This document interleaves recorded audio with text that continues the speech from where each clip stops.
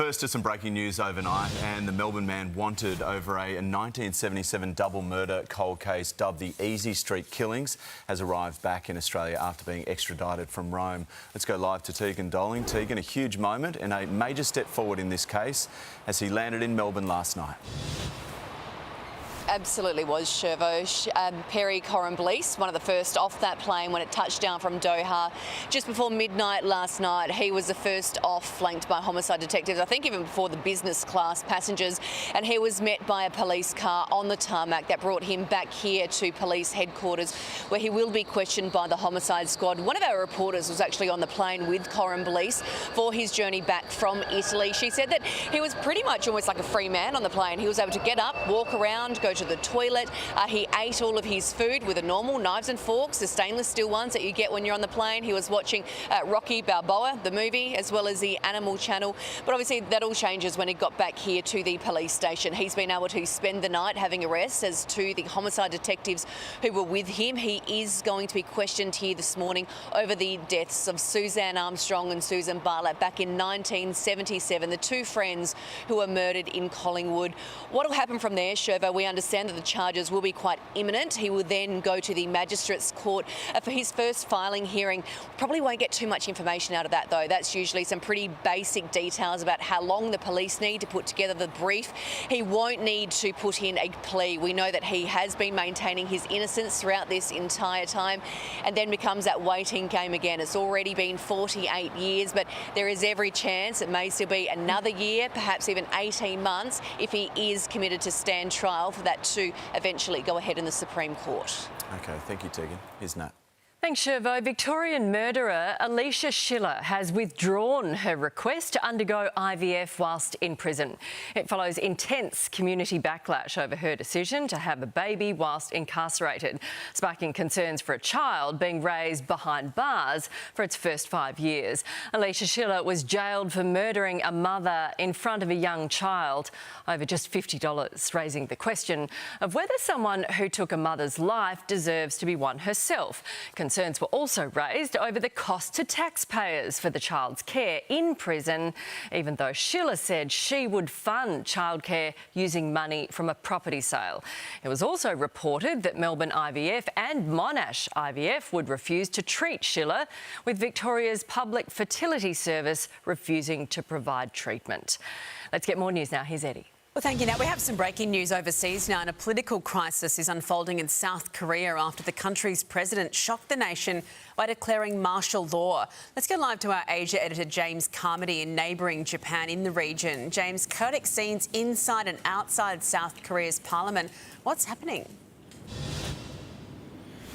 Yeah, really remarkable scenes coming out of South Korea in just the last few hours, Eddie. That declaration of martial law made by South Korean President Yoon Suk-yeol unexpectedly on television, and what followed was martial law troops attempting to gain access to the assembly building there in South Korea, to which we saw lawmakers and parliamentary aides stopping them with chairs and tables and fire extinguishers. The South Korean president saying that he needed to declare martial law because the opposition parties were holding the parliamentary process hostage. Now, many lawmakers there quickly condemned this move, and the Speaker of Parliament in South Korea called for a vote, and it was quickly voted down that martial law should be removed. Already we're seeing some reaction come in from around the world, with some leaders concerned by what's seen as perhaps the greatest challenge to democracy in South Korea since the 80s, and we're seeing the South Korean won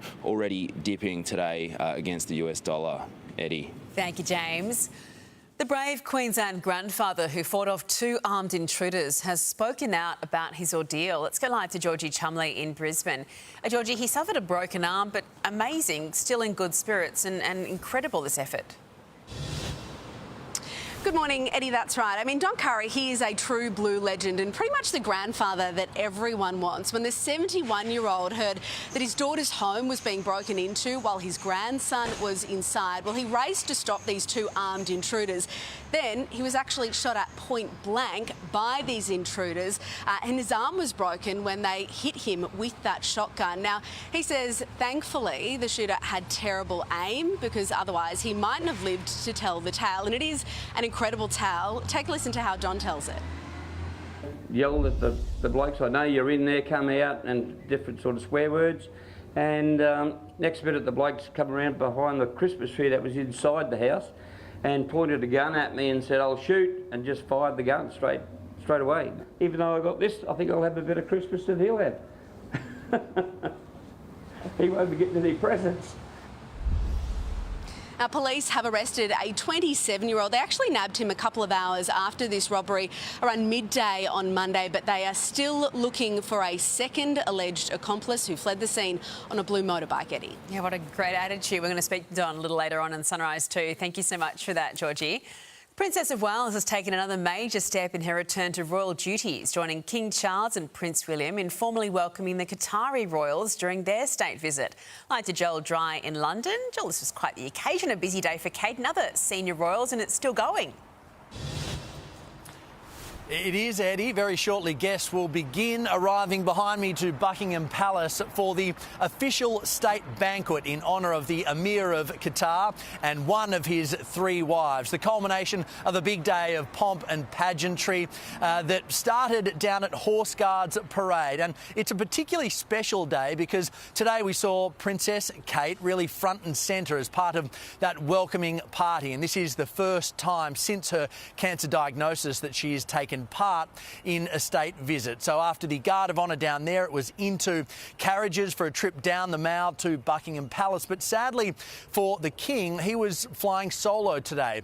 Camilla, the Queen Consort, was told by her doctors to not be in the outdoors because, as she revealed, she has been suffering from pneumonia. We knew about the chest infection. Now we understand that it has deteriorated to pneumonia, so simply not worth taking the risk. She took a private car in the warmth of that car and straight to the palace and missed all the outdoor events. The good news is the 77-year-old has been able to involve herself in other elements of the day. She gave the royal couple a tour of Buckingham Palace and she's very much taking part in tonight's banquet. So a precaution, but still pretty troubling to hear that Queen Camilla has been suffering pneumonia. She is now recovering from it. Fingers crossed that recovery is a quick one. Yeah, Eddie? hopefully, Joel, we'll bring you those pictures from that state dinner when they come in. Thank you.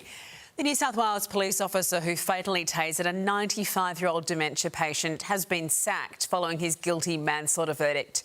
Commissioner Karen Webb says she doesn't have confidence in Christian White's abilities. But victim Claire Nowland's family believes action should have been taken sooner.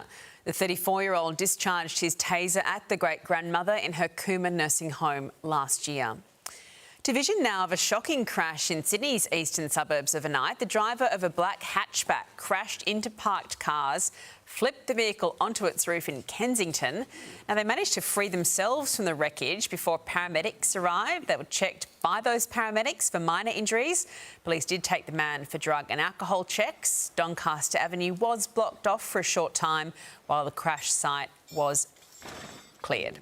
One of Australia's largest banks is in the firing line this morning for slugging customers with a fresh fee to access their own money. Let's go live to Liam Tapper in Sydney. Liam, the new charges from CommBank, the Commonwealth Bank, have people up in arms, understandably.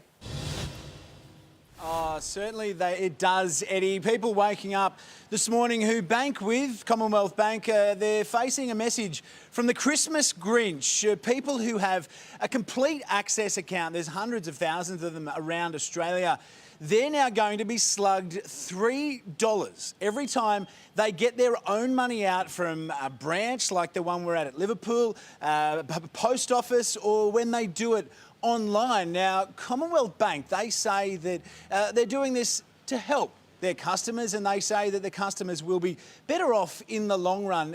But what it really comes down to is that it's expensive for them to handle cash, these banks, when they employ people to work in these places. So this is one of those cost-saving mechanisms put in place by Commonwealth Bank, but you kind of scratch your head as to why this is being put in place, because try and get your head around this. Commonwealth Bank, over the past financial year, they made a cash profit of $9.3 billion. So one of those ones that may not pass the pub test. Bob Katter, MP, he said this is contempt towards everyday Aussies. The federal government, they've said this is a real kick in the guts. Certainly not the Christmas present that many CommBank customers would have been hoping for, Eddie. Yeah, fancy paying someone at a bank to handle money. Thank you so much for that, Liam.